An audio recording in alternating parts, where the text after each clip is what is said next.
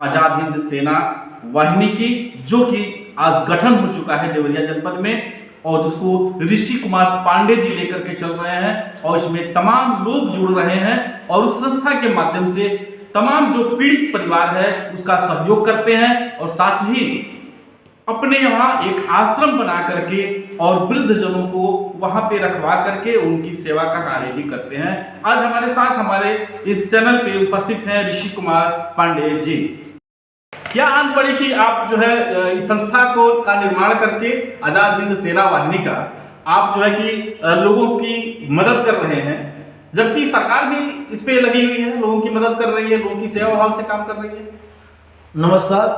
सबसे पहले मैं आपको, आपके चैनल के सभी दर्शकों को सादर नमस्कार करता हूं, धन्यवाद देता हूं कि वो लोग हमको देख रहे हैं, सुन रहे हैं। और रही बात जरूरत, तो समाज में फैले हुए भ्रष्टाचार, अत्याचार, अनाचार और तमाम प्रकार की कुरीतियों के खिलाफ एक ऐसे गैर राजनीतिक मंच की आवश्यकता हम लोगों ने महसूस की। उस समय नौजवानी का वक्त था, 96-97 का दौर था, 1996-97 कि नागरिकों की, एक नौजवानों की एक ऐसी सेना होनी चाहिए जो जाति दल धर्म से ऊपर बुनियादी मुद्दों के लिए लड़े। क्योंकि सपा भाजपा की विरोध करेगी, भाजपा कांग्रेस की विरोध करेगी, कांग्रेस भाजपा की विरोध करेगी, ऐसे तमाम भाजपा जगपा दर्जनों राजनीतिक दल जिनका मकसद देश की उन्नति नहीं है, उनका मकसद रोजगार सृजन करना नहीं, उनका मतलब समाज सेवा और अन्याय में भ्रष्टाचार को खत्म करना, उनका मकसद एन प्रकार में सत्ता पर काबिज होना, उनका एजेंडा मात्र और मात्र कुर्सी था। ऐसे हालात में एक ऐसे संगठन की आवश्यकता उस वक्त और भी तेजी से महसूस हुई कि एक ऐसा संगठन होना चाहिए जो तमाम वादों वाद विवाद से ऊपर उठे और जनहित के मुद्दों पर लड़ाई लड़े। तो हम लोगों ने आज़ाद हिंद सेना वाहिनी का गठन करके और अपने राष्ट्र नायक आज़ादी के अग्रदूत नेताजी सुभाष चंद्र बोस को आदर्श मान के उनके नीतियों, उनके पद चिन्हों पर चलने का थोड़ा बहुत प्रयास करते हुए, और हम लोगों ने मुकम्मल आज़ादी बनी थी। इस दौर की आज़ादी के लिए हम लोगों ने लड़ाई लड़ना शुरू किया। हम लोगों ने सैकड़ों आंदोलन किए, कम से कम 40 से ज़्यादा हम लोगों को, हमारे संगठन के साथियों की गिरफ्तारियाँ हैं हमारे साथ। अच्छा, और एक चीज मैं आपसे पूछना चाहता हूँ, हाँ। जैसे जो आज की जो राजनीतिक दौर है और जो भी संबोधन होता है, सुभाष चंद्र बोस जी का कहीं जिक्र नहीं होता है, सिर्फ उनके विशेष दिन पे जो है उनको बस याद किया जाता है, अदर उनको याद नहीं किया जाता। इस पे आपका क्या कहना है? जाति धर्म में बटा हुआ समाज, वोट की लालच में गिद्ध दृष्टि लगाए हुए राजनेता, इनकी कुदृष्टि है। जैसे चिंद आसमान में कितनी भी ऊंचाई पर चले जाए वह नीचे दिखती है लाश हो, उसी तरह नेताओं की दृष्टि हमेशा वोट बैंक पर रहती है। दुर्भाग्य से नेताजी ऐसे जाति ऐसे उसमें थे कि वोट बैंक नहीं बना पाए, और सरकार की तत्कालीन सरकार, कांग्रेस सरकार की नीतियों से और तानाशाही से प्रताड़ित भी थे और इनको उपेक्षित भी किया गया। इतिहास में भी इनको बड़ा दबाने का प्रयास किया गया। और हमारे संगठन आज़ाद हिंद सेना वाहिनी में हमारे साथी अशोक मालवीय जी, मुकेश बैरागी जी, तमाम हमारे साथी हैं जिनका नाम रखना संभव नहीं है, शमशाद जी, अभिषेक जी, तमाम ऐसे नौजवान, गुरु जी, राम कृपाल जी, दर्जनों नौजवान हमारे साथ जुड़े। और हम लोगों ने नेताजी सुभाष चंद्र बोस को आदर्श मान के देवरिया जनपद में 4 प्रतिमाएं हमने स्थापित करवाई। और मैंने स्वयं की जमीन बारीपुर में नेताजी के नाम पे सुभाष आश्रम का निर्माण किया, जन सहयोग के बल पे, जहाँ पे वृद्ध असहाय मंदबुद्धि से लगाए ऐसे तमाम लोग जो घर से उपेक्षित, तिरस्कृत, अपमानित, निकाले हुए लोग हैं। ऐसे कितने लोग आपके आश्रम में मौजूद होंगे? आते जाते रहते हैं। इस समय करीब इस समय आधे दर्जन की संख्या है, और रोज 2-4 लोग आते हैं, 10 दिन रहते हैं, 5 दिन रहते हैं, खाते पीते हैं, उनके परिवार को लोग लेकर चले जाते हैं।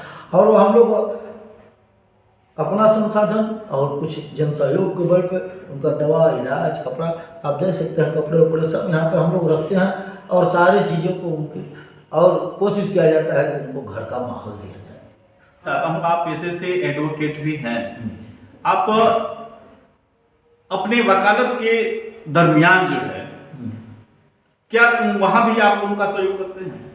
हाँ, खूब करते हैं। किस तरह से वहाँ पे आप सहयोग करते हैं, जबकि आजकल तो स्थिति ये बन गई है कि न्यायालय में जो भी वाद दाखिल होते हैं वो मेरे ख्याल से मुकदमे बहुत लंबे समय तक चलते रहते हैं। कोशिश करते हैं हाँ, कि लोगों को मुकदमे के पछड़े में न डाला जाए और आपसी सुलह समझौता सामंजस्य बना के मामलों को ख़त्म करने के लिए पंचायत लोकल स्तर पर करके, और हम आज़ाद हिंद सैनिक हैं, सच पर मरने वाले हैं, डाकू को डाकू कहने की हिम्मत रखने वाले हैं।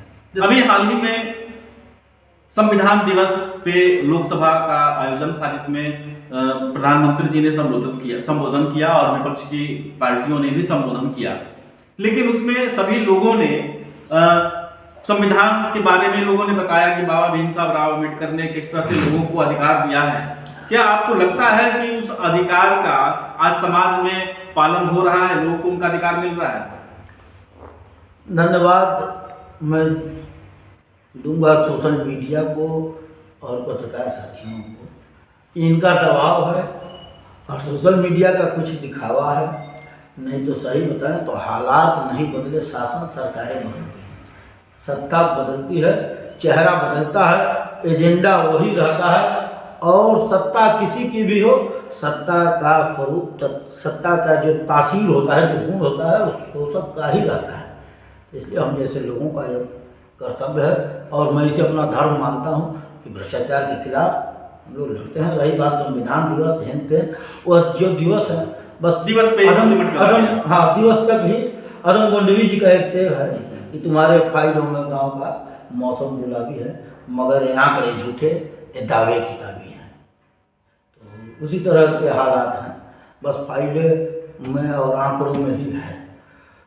हाँ, सरकार की नीतियाँ हरदम जन कल्याणकारी नीतियाँ सरकार बनाती हैं, नीचे किस तरह पालन हो रहा है आप देख ही रहे हैं। सवाल मैं आपसे और करना चाहूँगा, जैसे जिस विभाग से संबंधित लोग शिकायत करते हैं और उसी विभाग को जांच अधिकारी बना दिया जाता है, तो ये कहाँ तक सही है? क्या वो उस पर सटीक जांच कर पाएगा? ये सही है? एकदम। इस पे क्या होना चाहिए? एकदम नहीं। जांच अन्यत्र दूसरी संस्था से करानी चाहिए। अगर शिक्षा विभाग की जांच है तो चिकित्सा विभाग से करवा दीजिए। हाँ, ये अलग बात है कि उस विभाग के एक्सपर्ट को रखिए, लेकिन वो दूसरे जनपद का होना चाहिए। नहीं, योगी जी ने जन सुनवाई पोर्टल एक बनाया हुआ है, जन ढकोसला है, पूरी तरह ढकोसला है। और सरकार का तो नहीं, जनता का ही पैसा नुकसान हो रहा है। उसमें जो तनख्वाह पा रही हैं अनाउंसर, आज जो फीडबैक लेने वाले, सब ढकोसला है। अच्छा, आप एक चीज और में बता दें, क्योंकि समय नहीं है, लेकिन मैं आपसे जानना चाह रहा हूँ कि आज़ाद हिंद सेना वाहिनी जो आपने ये संस्था का निर्माण किया हुआ है, आप जो है कि आश्रम बनवा रहे हैं, लोगों में कंबल वितरण का कार्यक्रम करते हैं, लोगों को फ्री खाना देते हैं, यहाँ पे सारी सुविधाएं आपने जो दिया हुआ है, इसको आप कहाँ तक ले जाना चाहते हैं? क्या क्या आपके मैनिफेस्टो में, क्या आपके दिमाग में? हम नहीं देते हैं। हम लोगों ने एक प्रयास किया है। अपनी ज़मीन मैंने खरीदी थी अपने पैसे से, उसको मैंने दान करके ट्रस्ट के नाम से मैंने बना दिया है। नेताजी की मूर्ति भी मैंने लगा दी है। मैं लोगों से अपील करता हूँ ये लोग रुपया पैसा दवाई कपड़ा लत्ता अनाज दें, जिससे एक आध कर्मचारियों का तनख्वाह निकल जाता है और एक जो 2-4-10 लोग हैं उनके भोजन पानी रहने का इंतजाम होता है। सारा ईश्वर करता है, कोई सोच नहीं है, बस एक ही सोच है कि पीड़ित और निर्बल मानवता की सेवा करनी है जहाँ तक हो पाए। क्या संदेश देना चाहते हैं आप हमारे इस चैनल के माध्यम से लोगों में? मेरा संदेश है नौजवानों के नाम कि माँ बाप इस धरती का भगवान है, उनकी इज्जत करें।